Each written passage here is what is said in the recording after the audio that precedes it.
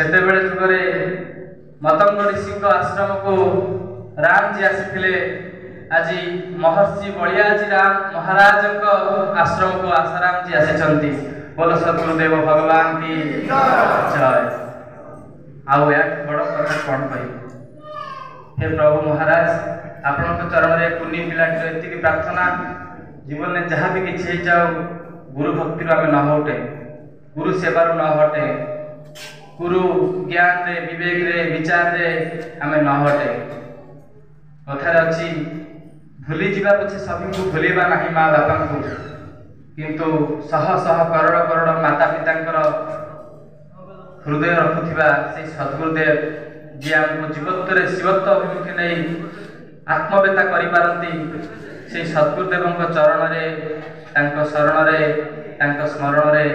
आम प्रतिटी क्षण लगी रहू एति मु कृपाभिक्षा करी आपण चरण में